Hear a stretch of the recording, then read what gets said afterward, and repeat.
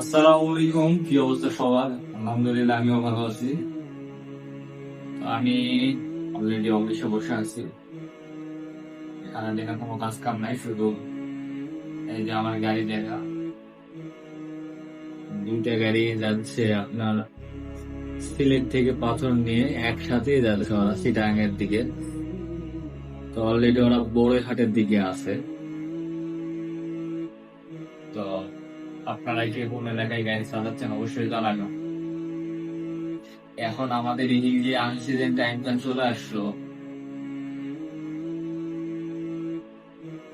এতদিন ছিল আমাদের এখানে আম, প্রথমে ধান, তারপর আম আসছে। এখন আমের গাড়িগুলা খুব কমে গেছে, আমের ট্রিপ গুলা। তো যেগুলাই লাগিতেছে এগুলা হলো বড় বড়, কারণ তাদের বডির অয়েল একটু কম, এই জন্য ওরা একটু অয়েল ঢালে মারলে চলে যাচ্ছে ফেনী, নিমসা, তারপরে হলো চৌমনি, চাঁদপুর, এদিকে চলে যাচ্ছে। আমাদের আয়ের গাড়িগুলা অয়েল একটু বেশি, এই জন্য 20-22 ক্যারেট কম দিয়ে একই ভাড়া দিয়ে আমাদের গাড়িতে দিচ্ছে না। তো এই জন্য আমরা এখান থেকে ডাইরেক্ট সিলেটের ট্রিপ নিয়ে গেছি। সিলেটের ভাড়া ছিল হলো 30,000 টাকার মতো। তো ওখান থেকে আবার আমরা চিটাগাঙ্গে আসতেছে, এটা বড়ঘাট পার হয়ে সীতাকুণ্ডের আশেপাশে। প্রতি পাথরের সেফটি দিয়েছে হলো 57 টাকা সেফটি, 670 মতো মাল উঠাইছি পাথর। তা আমি ড্রাইভার সাহেবদেরকে বলে দিলাম যে ভাই, ওইদিকে যদি গাড়ি ঘোড়া ভালো চলাচল করা যায় তাহলে ওইদিকে দিয়ে চলাচল করে। এইদিকে আমাদের এখানে একটু আনসিজন টাইম, হয়তো 10 দিন 15 দিন পর পর আসবে, গাড়িগুলা গ্যারেজ থেকে গ্যারেজ করবেন, তারপরে চলে যাবে।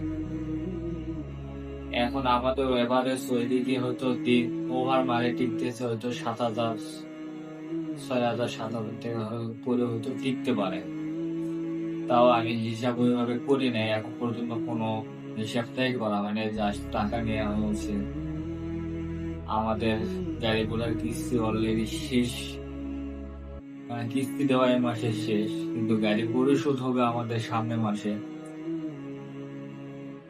আর 4 লাখ টাকার মতো পাবে, এইটা এই মাস দিলে 3 লাখ, আমরা বাসা থেকে 3 লাখ টাকা দিয়ে গাড়িটা পরিশোধ করে দিব পরের বারে।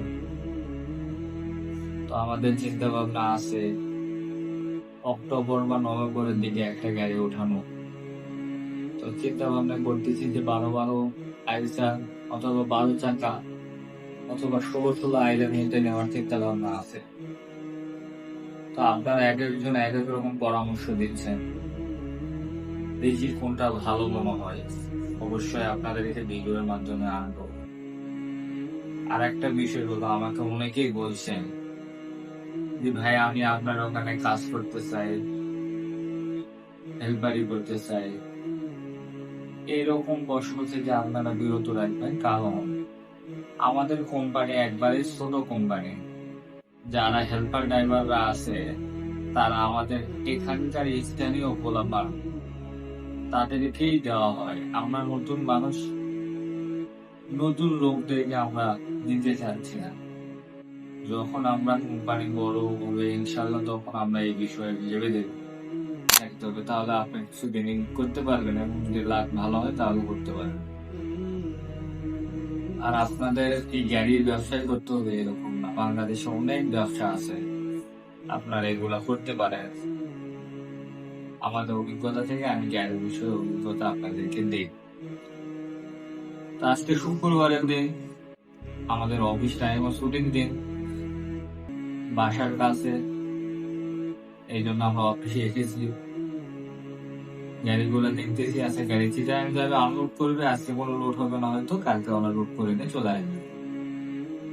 তো আপনাদের যে কোনো প্রশ্ন আমাদেরকে বলবেন, আমি ইনশাল্লাহ আমি খালি এই প্রশ্নের উত্তরই আমি সামনে ভিডিওতে দিব।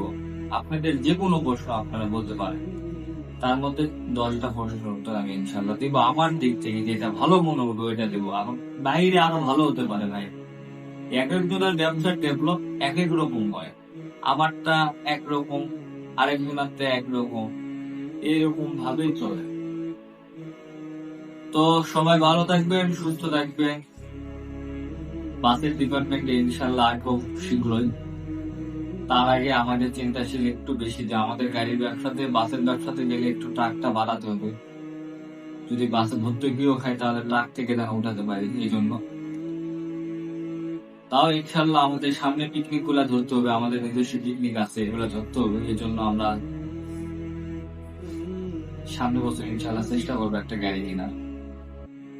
কোন মডেলের গাড়ি, কোন রোডে চালানো যাবে, রোডের বিষয়ে কিভাবে পাবো, কেউ যদি এরকম হেল্প বা পরামর্শ দিতে পারে তাহলে অবশ্যই জানাবেন। সবাই ভালো থাকবেন, সুস্থ থাকবেন। সর্বশেষ একটাই কথা বলবো, আমার মতো যারা মহাজন আছেন, হেল্পার হোক, ড্রাইভার হোক,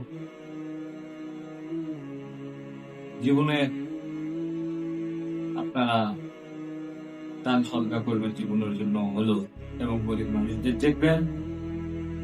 এবং যারা ড্রাইভার সাহেবরা আছেন তাদেরকে, মহাজনরা যারা আছেন যারা ড্রাইভারদের কিন্তু সম্মান দিয়ে কথা বলবেন। সবাই ভালো থাকবেন। আজকে এই পর্যন্ত, আবার কোন এক ভিডিওতে দেখা হবে ইনশাল্লাহ। আসসালামু আলাইকুম।